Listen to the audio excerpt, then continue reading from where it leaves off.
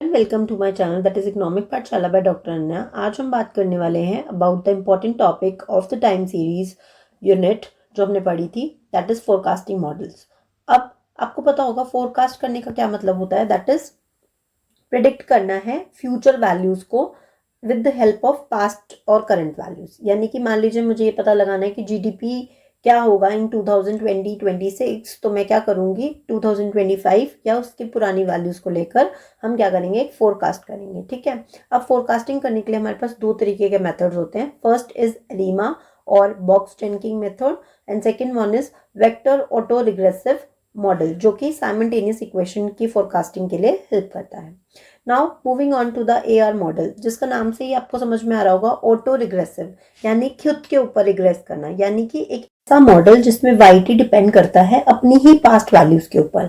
देखिए Y T is a function of Y T minus one, Y T minus two, Y T minus three till E T. ठीक है, तो इसको अगर हमें एक मॉडल के फॉर्म में लिखना है तो हम कैसे लिखेंगे, देखिए Y T equals to beta naught, ये क्या हो गया हमारा intercept term, plus beta one, Y T minus one past value one, फिर टी माइनस टू, ऐसे ही पी टर्म्स तक। ठीक है, प्लस ई टी। तो इस ऐसे मॉडल को हम क्या बोलते हैं, A R P model. A R P मतलब auto regressive model with P time lags. ठीक है, क्योंकि लास्ट टाइम लैग क्या था हमारा, टी माइनस पी था, तो इसको हम बोलते हैं ए आर पी मॉडल। ये क्या हो गया, एक जनरलाइज्ड फॉर्म हो गया। अब मान लीजिए आपके पर्टिकुलर लैग्स आपके मॉडल में जीरो लैग है, तो आप क्या लिखोगे, A R zero model. A R zero model में क्या होगा, Y T is a function of beta naught. क्यों, क्योंकि यहाँ पर लैग तो कुछ और है ही नहीं, plus error term is represented by E T.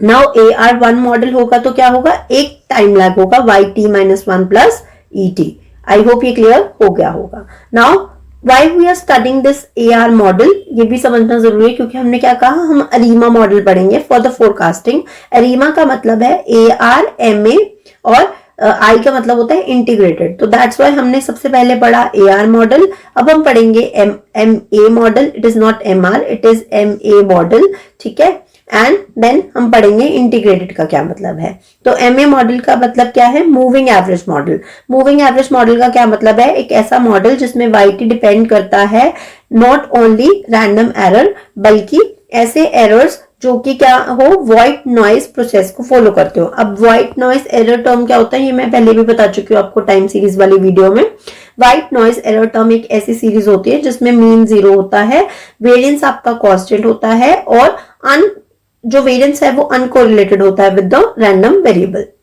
Now the expected value यानी mean of the error term, इसमें क्या होता है, जीरो होता है, उसका वेरिएंस सिग्मा स्क्वायर होता है, and the covariance between the two error term is zero. ऐसी टर्म को हम क्या बोलते हैं, white noise error term.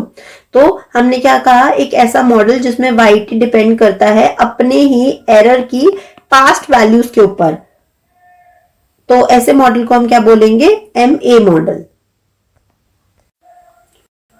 Okay, so M A model की जो जर्नल रिप्रेजेंटेशन है, जैसे हमने किसकी करी, ए आर मॉडल की जर्नल रिप्रेजेंटेशन थी ए आर पी से, वैसे ही एम ए मॉडल की जो जर्नल रिप्रेजेंटेशन है वो होगी एम ए क्यू से।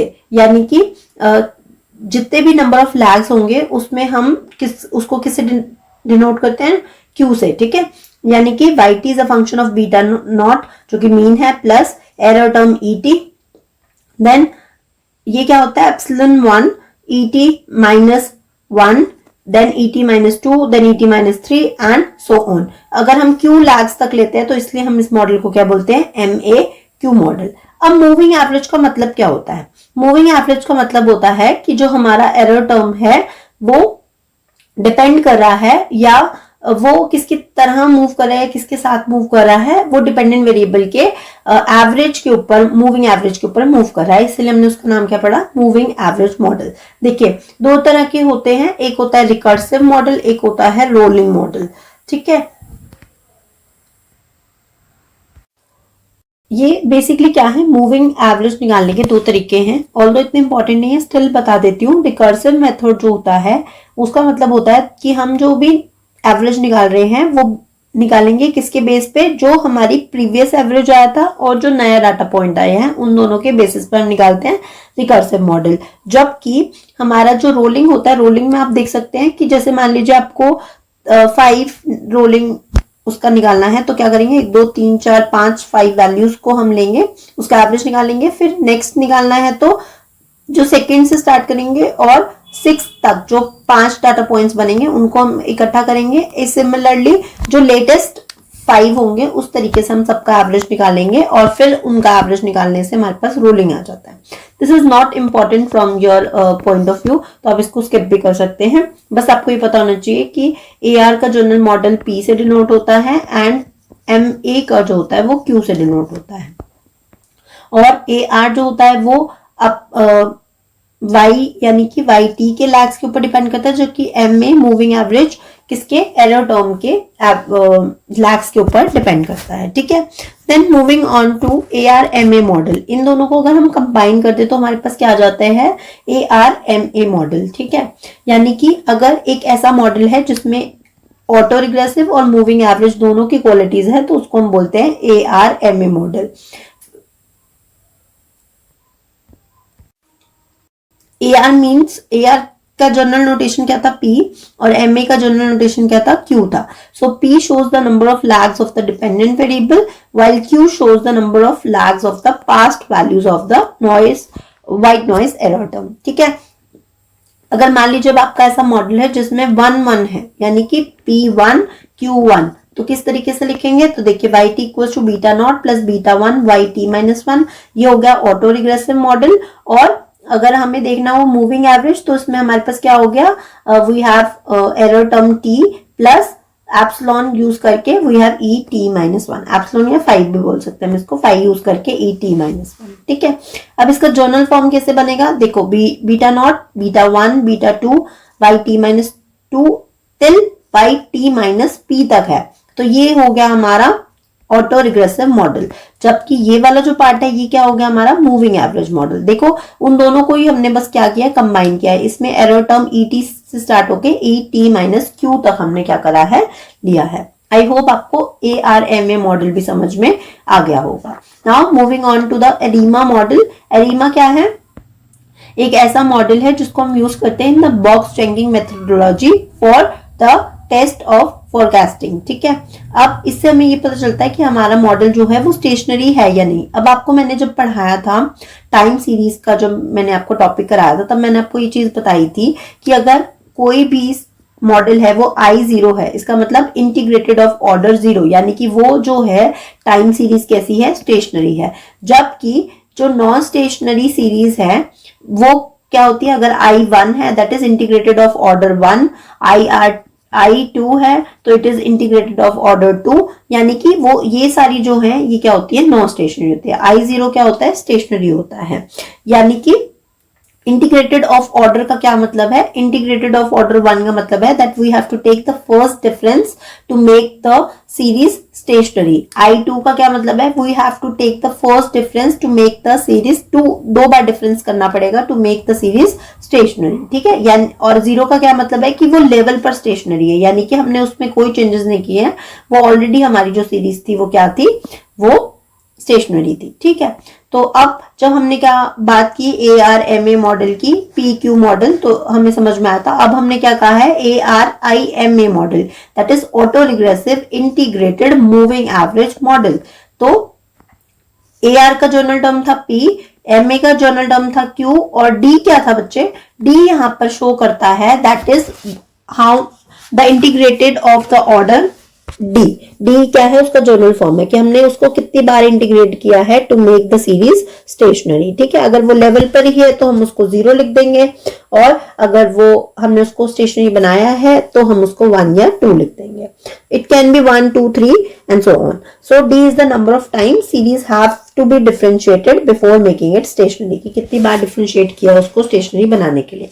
नाउ अब आप इस मॉडल को देखिए, ARIMA मॉडल, P00 का क्या मतलब है, it is purely auto regressive. क्यों, क्योंकि इस 0 मतलब स्टेशनरी है, और इस 0 का मतलब है कि MA जो है इसमें 0 है, यानी कि मूविंग एवरेज की कोई भी क्वालिटी नहीं है, तो ओनली P यानी प्योरली ऑटो रिग्रेसिव। और अगर 0 0 Q हो गया तो यानी कि ऑटो रिग्रेसिव कुछ नहीं है, इंटीग्रेटेड ऑफ ऑर्डर 0 है यानी स्टेशनरी है, और क्यू मीन्स कि मूविंग एवरेज के जनरल टर्म्स क्यू लैग्स तक है, तो इसका मतलब it is purely moving average. I hope आपको ये कॉन्सेप्ट भी समझ में आ गया होगा। अब moving on to the important topic box Jenkins methodology, जो कई बार पूछ लिया जाता है आप लोगों से, एग्जाम्स में भी पूछ लेते हैं, तो आपको ये पता होना चाहिए कि how this help in forecasting of the models. ठीक है, ओके तो जैसे अभी हमने समझा कि एरिमा मॉडल जो है it is one of the most important part for the box ranking methodology. तो सबसे पहला स्टेप हमारा क्या रहता है, दैट इज आइडेंटिफिकेशन, जो कि सबसे इंपॉर्टेंट स्टेप है, क्योंकि अगर इसमें गड़बड़ हो गई तो आपका पूरा जो आगे मेथोडोलॉजी है वो खराब हो जाएगी। तो सबसे पहला स्टेप क्या है, आइडेंटिफाई करना। आइडेंटिफाई हमें ये चेक करना है, मतलब क्या आइडेंटिफाई करना है, that is what are the values of P, D and Q। अभी मैंने आपको बताया एरिमा मॉडल का जर्नल जो है वो इस तरीके से लिखा जाता है। तो हमारा सबसे पहला काम है टू फाइंड आउट द कि कितने नंबर ऑफ लैग्स हमें चाहिए होंगे, यानी कि कितने P, कितने Q और कितनी हमें डिफरेंसिंग करनी पड़ेगी to make the model stationary. अब इसको हम कैसे कर सकते हैं, this can be done using auto correlation function and partial auto correlation function. तो ऑटो कोरिलेशन फंक्शन को हम कैसे यूज करते हैं उसको देख लीजिए। इस तरीके का ना एक फंक्शन बन के आता है, जब भी आप कोई सॉफ्टवेयर यूज करेंगे कि इस तरीके का एक फंक्शन बन के आएगा, ACF और PACF, अगर आप कोई भी यूज करते हैं दोनों में से। तो देखिए ये जो लाइंस है ना, ये दिखा रही है सिग्निफिकेंस को, ठीक है, और जितने आपके ये बार्स दिख रहे हैं आपको एक हॉरिजॉन्टल फॉर्म में ये बार्स बने हुए हैं, अगर ये बार इस लाइन से बाहर गए इसका मतलब आपका जो आपकी जो वैल्यू है वो क्या है, सिग्निफिकेंट है। सिग्निफिकेंट का क्या मतलब है कि आपके मॉडल में ऑटो कोरिलेशन है, ऑटो कोरिलेशन फंक्शन को बताना है ना, यानी कि आपका फॉर एग्जाम्पल जीडीपी है, तो जीडीपी का सिग्निफिकेंस है अपनी पास्ट वैल्यू पर, यानी कि GDP is correlated with GDP of T-1, यानी GDP T is function of GDP T-1। जितने ज्यादा लैग्स होंगे, यानी जितनी ये वैल्यूज, जितने ये बार्स क्रॉस करेंगे इस लाइन को, यानी जितने सिग्निफिकेंस होगा, से 1 2 3 4 सिग्निफिकेंस है, यानी कि GDP is related with GDP T-1, T-2, T-3 and T-4, यानी कि 2025 का जीडीपी 2024, 23, 22 एंड सो ऑन, इस तरीके से अपनी ही पास्ट वैल्यूज के ऊपर रिलेट करता है। सो ये जो ऑटो कोरिलेशन फंक्शन है या पार्शियल ऑटो कोरिलेशन फंक्शन है, ये हेल्प करता है डिसाइड करने में कि हमें कितने लैग्स लेने हैं, यानी this helps in deciding the value of P, Q and D। ठीक है, तो अगर आपके पास P और Q डिसाइड हो गया है तो अब आप इसके बाद क्या करेंगे, you will take the different combinations. For example मान लीजिए AR वाले मॉडल में 1 आई वैल्यू और MA मॉडल में भी आपकी 1 वैल्यू आई, तो आप क्या करोगे, सारे जो कॉम्बिनेशंस है उसको टेस्ट करोगे। कॉम्बिनेशंस को कैसे टेस्ट करोगे, देखो आप AR-MA मॉडल की टेस्ट करेंगे, AR-MA अरीमा के टेस्ट करेंगे। तो for AR-MA model we have 1 1, ठीक है, 1 0 0 1, यही परम्यूटेशन कॉम्बिनेशन लग सकता है, या फिर 0 0। और अरीमा में क्या करेंगे, 1 1 1, यानी कि AR का 1, MA का 1 और इंटीग्रेटेड ऑफ ऑर्डर 1 1 1 0 0 1 1 और 0 0 0 भी कर सकते हैं, 0 1 0 भी कर सकते हैं। ठीक है, तो इस तरीके से आप डिफरेंट परम्यूटेशन कॉम्बिनेशन लगाकर इसको फर्दर क्या करेंगे, सॉल्व करेंगे। ठीक है, ये सब काम आपको किससे करना होता है, सॉफ्टवेयर के थ्रू करना होता है। तो अगर आप सोचे कि मैम ये कैसे करना है, तो this is the work of the different software, specially हम EViews यूज करते हैं for the time series data. ठीक है, देन सेकेंड स्टेप आपको करना है एस्टिमेशन का। एस्टिमेट करना है मतलब कि जब आपने डिसाइड कर लिया कि आपको कौन सा मॉडल करना है, आपने एक मॉडल को स्पेसिफाई कर लिया, कैसे, y is a function of, अगर मान लीजिए 1 है तो किस तरीके से बन जाएगा, मैंने यहाँ पर लिख कर दिखाया था आपको, दिस वन इज, अगर आप अरीमा मॉडल यूज करते हैं तो इस तरीके का आपके पास क्या हो जाएगा, मॉडल आ जाएगा। अब आपको क्या करना है, इसके पैरामीटर्स को एस्टिमेट करना है in the next step. Then आपको डायग्नोस्टिक चेकिंग करनी है थर्ड स्टेप में। डायग्नोस्टिक चेकिंग क्या होती है बच्चे, डायग्नोस्टिक चेकिंग का सिंपल सा मतलब है कि अब जो भी आपने पैरामीटर्स आइडेंटिफाई करे हैं, उनकी वैल्यूज निकाली है, उससे अब हमें देखना है क्या हमारा मॉडल जो है वो उसमें जो एरर्स हैं वो स्टेशनरी है या नहीं है। अगर हमारे एरर स्टेशनरी हैं फिर तो आप क्या करेंगे, फोरकास्टिंग पे चल जाएंगे, दैट इज स्टेप 4। अगर वो नहीं है, डायग्नोस्टिक चेकिंग में आपको पता चलता है कि आपके एरर टर्म स्टेशनरी नहीं है, तो आप किस स्टेप पे जाएंगे, you will go move back to the first step, यानी कि आप फिर से आइडेंटिफाई करेंगे अपने पी, डी और क्यू वैल्यूज को। हो सकता है आपने सही आइडेंटिफाई नहीं किया, तो आप फिर से दूसरा परम्यूटेशन कॉम्बिनेशन यूज करके इस स्टेप्स को करेंगे। And it is a iterative process, यानी कि रिपीटिव प्रोसेस है, आपको बार बार इस प्रोसेस को करना पड़ेगा जब तक you get the desired results. I hope आपको बॉक्स रैंकिंग मेथोलॉजी टॉपिक समझ में आ गया होगा। ओके, अब ये क्वेश्चन आपके मन में आ सकता है कि ma'am how do we identify the diagnostic checking, कि मतलब हम ये कैसे देखेंगे कि एरर जो है वो हमारे स्टेशनरी है या नहीं है ना। तो बच्चे इसके लिए कुछ टेस्ट होते हैं, जैसे कि एक होता है आपके पास Ljung box Q test, ठीक है, और एक होता है ACF auto correlation function of residuals. जैसे हमने अभी इसका निकाला था ना ACF of the this function, तो ऐसे ही हम ACF निकालेंगे रेजिडुअल्स का, एरर टर्म का निकालेंगे, और इन दोनों मेथड से हम पता कर सकते हैं कि क्या एक्चुअल में सिचुएशन है। ठीक है, अगर ये सब चीजें होती है तो आप फर्दर फोरकास्टिंग पे जा सकते हैं, और नहीं है तो आपको फिर से ये प्रोसेस रिपीट करना पड़ेगा।